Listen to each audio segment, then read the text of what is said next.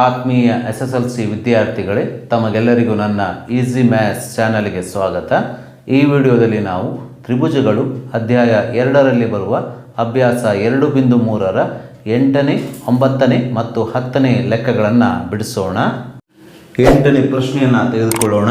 ABCD ಸಮಾಂತರ ಚತುರ್ಭುಜ ವೃದ್ಧಿಸಿದ AD ಬಾಹುವಿನ ಮೇಲೆ ಈ ಬಿಂದುವಿದೆ ಮತ್ತು BE ಮತ್ತು CDಗಳು ಪರಸ್ಪರ F ಬಿಂದುವಿನಲ್ಲಿ ಛೇದಿಸಿದರೆ ತ್ರಿಭುಜ ABE ಸಮರೂಪಿ ತ್ರಿಭುಜ CFB ಎಂದು ಸಾಧಿಸಿ ಅಂತ ನೀಡಿದ್ದಾರೆ. ಸೊ ಇಲ್ಲಿ ನಮಗೆ ನೀಡಿರುವ ಪ್ರಶ್ನೆಯಲ್ಲಿ ಯಾವುದೇ ಚಿತ್ರವನ್ನು ನೀಡಿಲ್ಲ. ಹಾಗಾಗಿ ನಾವು ನೀಡಿರುವ ಪ್ರಶ್ನೆಯ ಸಹಾಯದಿಂದ ಸೂಕ್ತವಾದ ಚಿತ್ರವನ್ನು ಬಿಡಿಸಿಕೊಂಡು ತದನಂತರ ನೀಡಿರುವ ಅಂಶವನ್ನು ಸಾಧಿಸೋಣ. ಸೊ ಇಲ್ಲಿ ನಮಗೆ ನೀಡಿದ ಪ್ರಶ್ನೆಯ ಪ್ರಕಾರ ABCD ಸಮಾಂತರ ಚತುರ್ಭುಜವನ್ನು ಬಿಡಿಸಿಕೊಳ್ಳೋಣ. ಪ್ರಶ್ನೆಯಲ್ಲಿ ನಮಗೆ ABCD ಸಮಾಂತರ ಚತುರ್ಭುಜ ವೃದ್ಧಿಸಿದ AD ಬಾಹುವಿನ ಮೇಲೆ ಈ ಬಿಂದುವಿದೆ ಅಂತ ಹೇಳಿದ್ದಾರೆ. ಸೊ ಹಾಗಾಗಿ ನಾವಿಲ್ಲಿ ABCD ಸಮಾಂತರ ಚತುರ್ಭುಜದ AD ಬಾಹುವನ್ನು ಈ ಬಿಂದುವರೆಗೆ ವೃದ್ಧಿಸೋಣ. ನಂತರ ಈ B ಮತ್ತು E ಅನ್ನು ಸೇರಿಸೋಣ. ನಂತರ ಈ B ಮತ್ತು CD ಬಾಹುಗಳು ಛೇದಿಸುವ ಬಿಂದುವನ್ನು F ಬಿಂದುವೆಂದು ಗುರುತಿಸೋಣ. ಚಿತ್ರವನ್ನು ಬಿಡಿಸಿಕೊಂಡ ನಂತರ ನಾವು ಸಮರೂಪವೆಂದು ಸಾಧಿಸಬೇಕಾದ ನೀಡಿದಂಥ 2 ತ್ರಿಭುಜಗಳನ್ನು ತೆಗೆದುಕೊಳ್ಳೋಣ. ಅಂದರೆ ಇಲ್ಲಿ ನಾವು ತ್ರಿಭುಜ ABE ಮತ್ತು ತ್ರಿಭುಜ CFBಗಳನ್ನು ತೆಗೆದುಕೊಳ್ಳೋಣ. ಈ ತ್ರಿಭುಜಗಳಲ್ಲಿ ನಾವು 2 ಸಮನಾದ ಅನುರೂಪವಾದ ಕೋನಗಳ ಜೋಡಿಗಳನ್ನು ಮೊದಲು ಹುಡುಕೋಣ. ತ್ರಿಭುಜ ABE ಮತ್ತು ತ್ರಿಭುಜ CFBಗಳಲ್ಲಿ ತ್ರಿಭುಜ ABEಯ A ಕೋನವು ತ್ರಿಭುಜ CFBಯ C ಕೋನಕ್ಕೆ ಸಮನಾಗಿದೆ. ಏಕೆಂದರೆ ABCD ಒಂದು ಸಮಾಂತರ ಚತುರ್ಭುಜವಾಗಿರುವುದರಿಂದ ಸಮಾಂತರ ಚತುರ್ಭುಜದ ಅಭಿಮುಖ ಕೋನಗಳು ಯಾವಾಗಲೂ ಸಮನಾಗಿರುತ್ತವೆ. ಸೊ ಹಾಗಾಗಿ ಕೋನ A ಮತ್ತು ಕೋನ Cಗಳು ಸಮಾಂತರ ಚತುರ್ಭುಜ ABCDಯ 2 ಸಮನಾದ ಅಭಿಮುಖ ಕೋನಗಳಾಗಿರುವುದರ ಜೊತೆಗೆ ತ್ರಿಭುಜ ABE ಮತ್ತು ತ್ರಿಭುಜ CFBಯ ಕೋನಗಳು ಸಹ ಆಗಿವೆ. ಆದ್ದರಿಂದ ಇಲ್ಲಿ ತ್ರಿಭುಜ ABEಯ A ಕೋನವು ತ್ರಿಭುಜ CFBಯ C ಕೋನಕ್ಕೆ ಸಮ ಎಂದು ಬರೆದುಕೊಳ್ಳೋಣ. ಕಾರಣ ಸಮಾಂತರ ಚತುರ್ಭುಜದ ಅಭಿಮುಖ ಕೋನಗಳು ಯಾವಾಗಲೂ ಸಮನಾಗಿರುತ್ತದೆ. ಯಾವುದೇ 2 ಸಮಾಂತರ ರೇಖೆಗಳ ನಡುವೆ ಇರುವಂತಹ ಪರ್ಯಾಯ ಕೋನಗಳು ಅಥವಾ Z ಕೋನಗಳು ಯಾವಾಗಲೂ ಸಮನಾಗಿರುತ್ತವೆ ಎಂಬುದು ನಮಗೆ ತಿಳಿದಿದೆ. ಸೊ ಇಲ್ಲಿ ABCD ಸಮಾಂತರ ಚತುರ್ಭುಜದ AD ಮತ್ತು BC ಸಮಾಂತರ ಬಾಹುಗಳು ಅಥವಾ ಸಮಾಂತರ ರೇಖೆಗಳ ನಡುವೆ ಇರುವಂತಹ ಒಂದು ಜೊತೆ ಪರ್ಯಾಯ ಕೋನಗಳನ್ನು ಅಥವಾ Z ಕೋನಗಳನ್ನು ನೀವು ನೋಡಬಹುದು. ಸೊ ಇಲ್ಲಿ ಸ್ಪಷ್ಟವಾಗಿ ತ್ರಿಭುಜ ABEಯ AEB ಕೋನವು ತ್ರಿಭುಜ CFBಯ CBF ಕೋನಕ್ಕೆ ಪರ್ಯಾಯ ಕೋನವಾಗಿದೆ. ಹಾಗಾಗಿ ಇವೆರಡು ಪರ್ಯಾಯ ಕೋನಗಳು ಸಮನಾಗಿರುತ್ತವೆ. ಕಾರಣ ಪರ್ಯಾಯ ಕೋನಗಳು ಸಮ ಎಂದು ಬರೆಯಿರಿ. ಸೊ ಇಲ್ಲಿ ತ್ರಿಭುಜ ABE ಮತ್ತು ತ್ರಿಭುಜ CFBಗಳಲ್ಲಿ 2 ಜೊತೆ ಕೋನಗಳು ಸಮನಾಗಿರುವುದನ್ನು ನೀವು ಗಮನಿಸಬಹುದು. ಯಾವುದೇ 2 ತ್ರಿಭುಜಗಳಲ್ಲಿ 2 ಜೊತೆ ಕೋನಗಳು ಸಮನಾಗಿದ್ದಾಗ ಆ ತ್ರಿಭುಜಗಳು ಕೋನ ಸಮರೂಪತೆಯ ಸಿದ್ಧಾಂತದ ಪ್ರಕಾರ ಸಮರೂಪ ತ್ರಿಭುಜಗಳಾಗಿರುತ್ತವೆ ಎಂಬುದು ನಮಗೆ ತಿಳಿದಿದೆ. ಸೊ ಹಾಗಾಗಿ ಇಲ್ಲಿ ತ್ರಿಭುಜ ABE ಮತ್ತು ತ್ರಿಭುಜ CFBಗಳಲ್ಲಿ 2 ಜೊತೆ ಕೋನಗಳು ಸಮನಾಗಿರೋದ್ರಿಂದ ಕೋನ ಸಮರೂಪತೆಯ ಸಿದ್ಧಾಂತದ ಪ್ರಕಾರ ತ್ರಿಭುಜ ABE ಮತ್ತು ತ್ರಿಭುಜ CFBಗಳು ಸಮರೂಪಿ ತ್ರಿಭುಜಗಳಾಗುತ್ತವೆ. 9ನೇ ಪ್ರಶ್ನೆಯನ್ನು ತೆಗೆದುಕೊಳ್ಳೋಣ. ಚಿತ್ರ 2.39ರಲ್ಲಿ ಇಲ್ಲಿ ನಿಮಗೆ ಒಂದು ಚಿತ್ರವನ್ನು ನೀಡಿದ್ದಾರೆ. ತ್ರಿಭುಜ ABC ಮತ್ತು ತ್ರಿಭುಜ AMPಗಳು ಕ್ರಮವಾಗಿ B ಮತ್ತು Mಗಳಲ್ಲಿ ಲಂಬಕೋನಗಳನ್ನು ಹೊಂದಿರುವ ಲಂಬಕೋನ ತ್ರಿಭುಜಗಳು ಆದರೆ ಅಂತ ಹೇಳಿ ಇಲ್ಲಿ ನಿಮಗೆ 2 ಉಪಪ್ರಶ್ನೆಗಳನ್ನು ನೀಡಿದ್ದಾರೆ. ಮೊದಲನೇ ಉಪಪ್ರಶ್ನೆಯಲ್ಲಿ ತ್ರಿಭುಜ ABC ಸಮರೂಪಿ ತ್ರಿಭುಜ AMP ಎಂದು ಸಾಧಿಸಲಿಕ್ಕೆ ಹೇಳಿದ್ದಾರೆ. ಎರಡನೇ ಉಪಪ್ರಶ್ನೆಯಲ್ಲಿ CA ಭಾಗಿಸು PA = BC ಭಾಗಿಸು MP ಎಂದು ಸಾಧಿಸಲಿಕ್ಕೆ ಹೇಳಿದ್ದಾರೆ. ಸೊ ಮೊದಲನೇ ಉಪಪ್ರಶ್ನೆಯನ್ನು ತೆಗೆದುಕೊಳ್ತಾ ಇದ್ದೇನೆ. ಈ ಪ್ರಶ್ನೆಯಲ್ಲಿ ನಮಗೆ ತ್ರಿಭುಜ ABC ಸಮರೂಪಿ ತ್ರಿಭುಜ AMP ಎಂದು ಸಾಧಿಸಲಿಕ್ಕೆ ಹೇಳಿದ್ದಾರೆ. ಹಾಗಾಗಿ ನಾನಿಲ್ಲಿ ತ್ರಿಭುಜ ABC ಮತ್ತು ತ್ರಿಭುಜ AMPಗಳನ್ನು ಬರೆದುಕೊಂಡಿದ್ದೇನೆ. ಈ ತ್ರಿಭುಜಗಳಲ್ಲಿ ನಾವು ಸಮನಾಗಿರುವ ಕೋನಗಳನ್ನು ಅಥವಾ ಸಮನಾಗಿರುವ ಅನುರೂಪ ಬಾಹುಗಳನ್ನು ಹುಡುಕಿ ತದನಂತರ ಸೂಕ್ತವಾದ ಸಮರೂಪತೆಯ ಸಿದ್ಧಾಂತದ ಆಧಾರದ ಮೇಲೆ ಈ 2 ತ್ರಿಭುಜಗಳನ್ನು ಸಮರೂಪಿ ಎಂದು ಸಾಧಿಸೋಣ.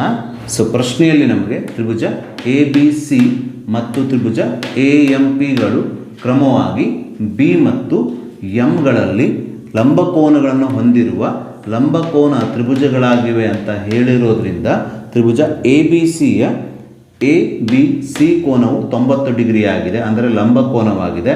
ಅದೇ ರೀತಿ ತ್ರಿಭುಜ ಎ ಎಂ ಪಿಯ ಎ ಎಂ ಪಿ ಕೋನವು ಸಹ 90 ಡಿಗ್ರಿ ಆಗಿದೆ, ಅಂದರೆ ಲಂಬ ಕೋನವಾಗಿದೆ. ಸೊ ಹಾಗಾಗಿ ಇವೆರಡು ಕೋನಗಳ ಅಳತೆಯು 90 ಡಿಗ್ರಿ ಆಗಿರೋದ್ರಿಂದ ಅಥವಾ ಲಂಬ ಕೋನ ಆಗಿರೋದ್ರಿಂದ ಇವೆರಡು ಕೋನಗಳು ಸಮನಾಗುತ್ತವೆ.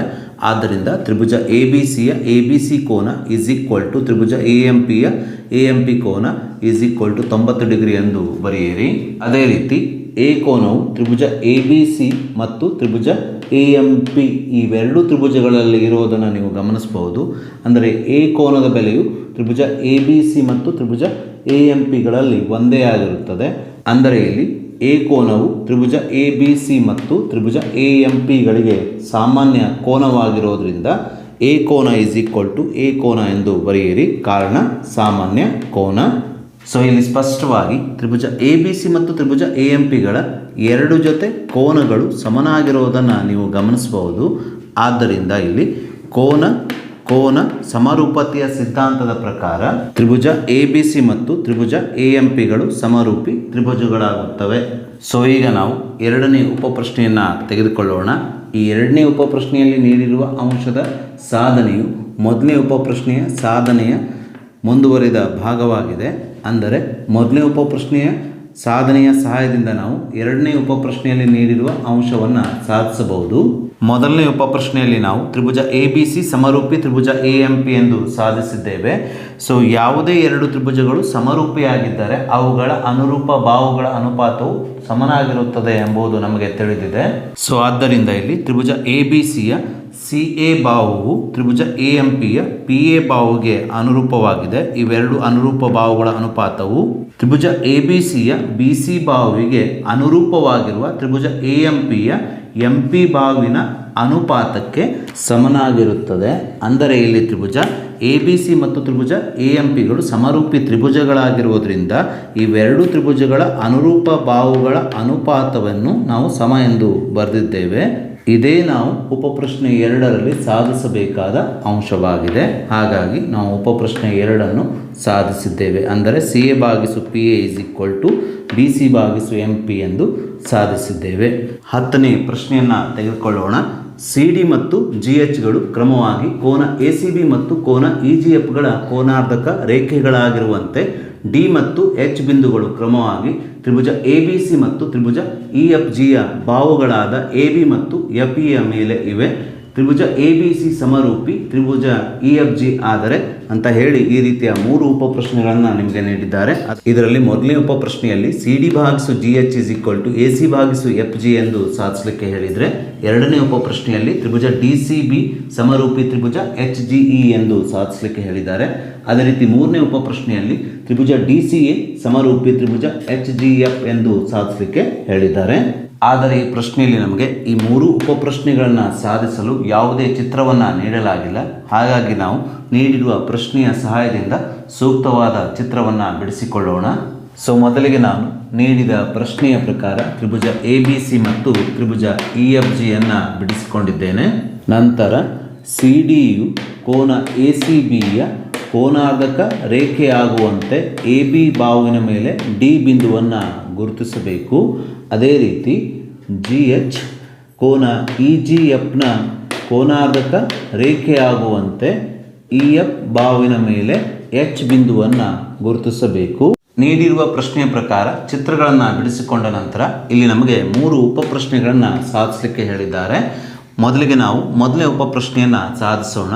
ಈ ಮೊದಲನೇ ಉಪಪ್ರಶ್ನೆಯಲ್ಲಿ ನಮಗೆ ಸಿ ಡಿ ಭಾಗಿಸು G H is equal to A C ಭಾಗಿಸು ಎಫ್ ಜಿ ಎಂದು ಸಾಧಿಸಲಿಕ್ಕೆ ಹೇಳಿದ್ದಾರೆ.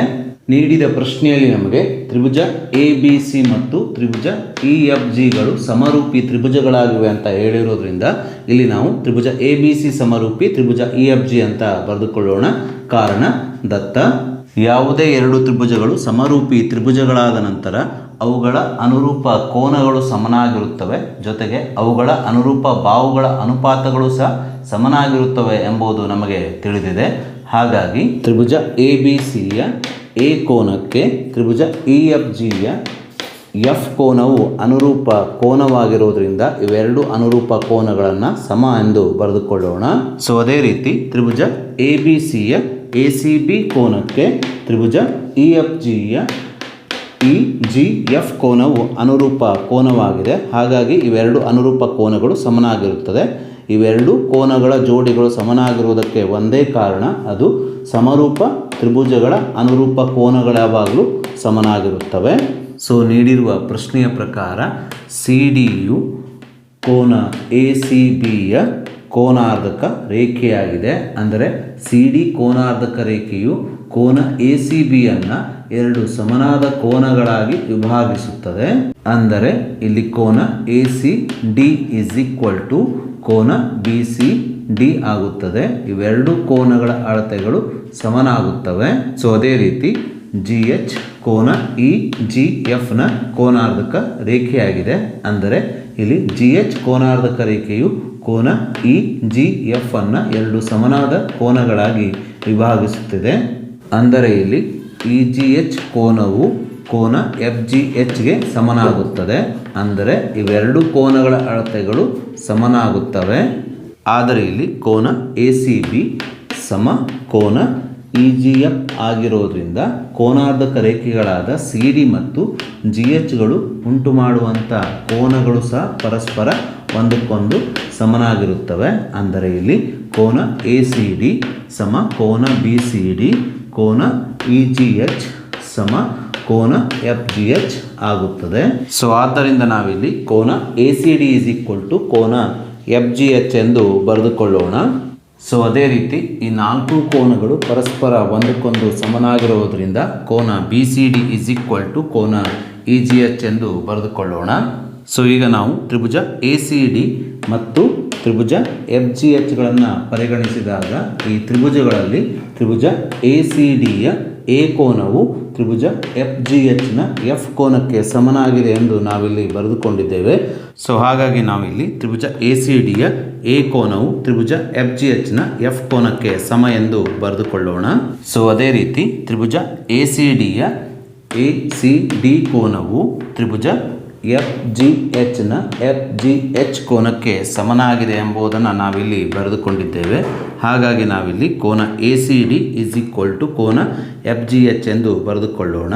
ಸೊ ಆದ್ದರಿಂದ ಇಲ್ಲಿ ಸ್ಪಷ್ಟವಾಗಿ ತ್ರಿಭುಜ ACD ಮತ್ತು ತ್ರಿಭುಜ FGHಗಳ ಎರಡು ಜೊತೆ ಕೋನಗಳು ಸಮನಾಗಿರುವುದರಿಂದ ಕೋನ ಸಿದ್ಧಾಂತದ ಪ್ರಕಾರ ತ್ರಿಭುಜ ACD ಮತ್ತು ತ್ರಿಭುಜ FGHಗಳು ಸಮರೂಪಿ ತ್ರಿಭುಜಗಳಾಗುತ್ತವೆ. ಎರಡು ತ್ರಿಭುಜಗಳು ಸಮರೂಪಿ ತ್ರಿಭುಜಗಳಾದ ನಂತರ ಆ ತ್ರಿಭುಜಗಳ ಅನುರೂಪ ಬಾಹುಗಳ ಅನುಪಾತಗಳು ಸಮಾನುಪಾತದಲ್ಲಿರುತ್ತವೆ ಎಂಬುದು ನಮಗೆ ತಿಳಿದಿದೆ.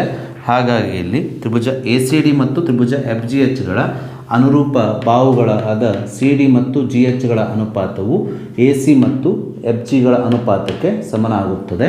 ಹೀಗೆ ನಾವು ಪ್ರಶ್ನೆಯಲ್ಲಿ ನೀಡಿರುವ ಮೊದಲನೇ ಉಪಪ್ರಶ್ನೆಯನ್ನು ಸಾಧಿಸಿದ್ದೇವೆ. ಸೊ ಈಗ ನಾವು ಎರಡನೇ ಉಪಪ್ರಶ್ನೆಯನ್ನು ತೆಗೆದುಕೊಳ್ಳೋಣ. ಈ ಎರಡನೇ ಉಪಪ್ರಶ್ನೆಯಲ್ಲಿ ನಮಗೆ ತ್ರಿಭುಜ DCB ಮತ್ತು ತ್ರಿಭುಜ HGEಗಳನ್ನು ಸಮರೂಪಿ ತ್ರಿಭುಜಗಳೆಂದು ಸಾಧಿಸಲಿಕ್ಕೆ ಹೇಳಿರೋದ್ರಿಂದ ನಾವಿಲ್ಲಿ ತ್ರಿಭುಜ DCB ಮತ್ತು ತ್ರಿಭುಜ HGಗಳನ್ನು ಪರಿಗಣಿಸಿ ಇವೆರಡು ತ್ರಿಭುಜಗಳನ್ನು ಸಮರೂಪತೆಯ ಸಿದ್ಧಾಂತವನ್ನು ಬಳಸಿ ಸಮರೂಪ ಎಂದು ಸಾಧಿಸೋಣ. ಸೊ ನಾವಿಲ್ಲಿ ತ್ರಿಭುಜ DCBಯ BCD ಕೋನವು ತ್ರಿಭುಜ EGHನ EGH ಕೋನಕ್ಕೆ ಸಮ ಎಂದು ಸಾಧಿಸಿದ್ದೇವೆ. ಹಾಗಾಗಿ ನಾವಿಲ್ಲಿ ತ್ರಿಭುಜ DCBಯ BCD ಕೋನವು ತ್ರಿಭುಜ HGEಯ EGH ಕೋನಕ್ಕೆ ಸಮ ಎಂದು ಬರೆದುಕೊಳ್ಳೋಣ. ಪ್ರಶ್ನೆಯಲ್ಲಿ ನಮಗೆ ತ್ರಿಭುಜ ABC ಸಮರೂಪಿ ತ್ರಿಭುಜ EGF ಅಂತ ಹೇಳಿರೋದ್ರಿಂದ ತ್ರಿಭುಜ ABC ಮತ್ತು ತ್ರಿಭುಜ EGFನ ಎಲ್ಲ ಅನುರೂಪ ಕೋನಗಳು ಪರಸ್ಪರ ಒಂದಕ್ಕೊಂದು ಸಮನಾಗಿರುತ್ತವೆ. ಅಂದರೆ ಕೋನ A ಸಮ ಕೋನ F, ಅದೇ ರೀತಿ Bಗೆ ಅನುರೂಪವಾಗಿರುವ ಕೋನ E, ಇವೆರಡು ಕೋನಗಳು ಸಮನಾಗಿರುತ್ತವೆ. ಆದರೆ ಇಲ್ಲಿ B ಕೋನವು ತ್ರಿಭುಜ DCBಯಲ್ಲಿ ಇದೆ. ಅದೇ ರೀತಿ ಈ ಕೋನವು ತ್ರಿಭುಜ HGEಯಲ್ಲಿ ಇರೋದ್ರಿಂದ DCB ತ್ರಿಭುಜದ B ಕೋನವು HGE ತ್ರಿಭುಜದ ಈ ಕೋನಕ್ಕೆ ಸಮನಾಗುತ್ತವೆ. ಹಾಗಾಗಿ ನಾವಿಲ್ಲಿ B ಕೋನ = ಈ ಕೋನ ಎಂದು ಬರೆದುಕೊಳ್ಳೋಣ. ಸೊ ಇಲ್ಲಿ ಸ್ಪಷ್ಟವಾಗಿ ತ್ರಿಭುಜ DCB ಮತ್ತು ತ್ರಿಭುಜ HGEಗಳ ಎರಡು ಜೊತೆ ಕೋನಗಳು ಸಮನಾಗಿರುವುದರಿಂದ ಕೋನ ಸಮರೂಪತೆಯ ಸಿದ್ಧಾಂತದ ಪ್ರಕಾರ ತ್ರಿಭುಜ DCB ಮತ್ತು ತ್ರಿಭುಜ HGEಗಳು ಸಮರೂಪಿ ತ್ರಿಭುಜಗಳಾಗುತ್ತವೆ. ಹೀಗೆ ನಾವು ಪ್ರಶ್ನೆಯಲ್ಲಿ ನೀಡಿರುವ ಎರಡನೇ ಉಪಪ್ರಶ್ನೆಯನ್ನು ಸಾಧಿಸಿದ್ದೇವೆ. ಸೊ ಈಗ ನಾವು ಮೂರನೇ ಉಪಪ್ರಶ್ನೆಯನ್ನು ತೆಗೆದುಕೊಳ್ಳೋಣ. ಈ ಮೂರನೇ ಉಪಪ್ರಶ್ನೆಯಲ್ಲಿ ನಮಗೆ ತ್ರಿಭುಜ DCA ಸಮರೂಪಿ ತ್ರಿಭುಜ HGF ಎಂದು ಸಾಧಿಸಲಿಕ್ಕೆ ಹೇಳಿದ್ದಾರೆ. ಸೊ ಹಾಗಾಗಿ ನಾವಿಲ್ಲಿ ತ್ರಿಭುಜ DCA ಮತ್ತು ತ್ರಿಭುಜ HGFಗಳಲ್ಲಿ ಯಾವ ಅನುರೂಪ ಕೋನಗಳು ಸಮನಾಗಿದೆ ಎಂಬುದನ್ನು ನೋಡಿ ತದನಂತರ ಸಮರೂಪತೆಯ ಸಿದ್ಧಾಂತದ ಪ್ರಕಾರ ಈ ಎರಡು ತ್ರಿಭುಜಗಳನ್ನು ಸಮರೂಪಿ ಎಂದು ಸಾಧಿಸೋಣ. ಇಲ್ಲಿ ನಾವು ಕೋನ A ಸಮ ಕೋನ F ಎಂದು ಸಾಧಿಸಿದ್ದರಿಂದ ತ್ರಿಭುಜ DCAಯ A ಕೋನವು ತ್ರಿಭುಜ HGFನ F ಕೋನಕ್ಕೆ ಸಮನಾಗಿದೆ ಎಂಬುದನ್ನು ಇಲ್ಲಿ ನಾವು ಬರೆದುಕೊಳ್ಳೋಣ. ಅದೇ ರೀತಿ ಇಲ್ಲಿ ನಾವು ಕೋನ ACD ಸಮ ಕೋನ FGH ಎಂದು ಸಾಧಿಸಿದ್ದೇವೆ. ಆದ್ದರಿಂದ ಇಲ್ಲಿ ನಾವು ತ್ರಿಭುಜ DCAಯ ACD ಕೋನವು ತ್ರಿಭುಜ HGFನ FGH ಕೋನಕ್ಕೆ ಸಮ ಎಂದು ಬರೆದುಕೊಳ್ಳೋಣ. ಸೊ ಇಲ್ಲಿ ಸ್ಪಷ್ಟವಾಗಿ ತ್ರಿಭುಜ DCA ಮತ್ತು ತ್ರಿಭುಜ HGFಗಳ ಎರಡು ಜೊತೆ ಕೋನಗಳು ಸಮನಾಗಿರುವುದನ್ನು ನೀವು ಗಮನಿಸಬಹುದು. ಆದ್ದರಿಂದ ಇಲ್ಲಿ ಕೋನ ಸಮರೂಪತೆಯ ಸಿದ್ಧಾಂತದ ಪ್ರಕಾರ ತ್ರಿಭುಜ DCA ಮತ್ತು ತ್ರಿಭುಜ HGFಗಳು ಸಮರೂಪಿ ತ್ರಿಭುಜಗಳಾಗುತ್ತವೆ. ಸೊ ಹೀಗೆ ನಾವು ಪ್ರಶ್ನೆಯಲ್ಲಿ ನೀಡಿರುವ ಮೂರನೇ ಉಪಪ್ರಶ್ನೆಯನ್ನು ಸಾಧಿಸಿದ್ದೇವೆ.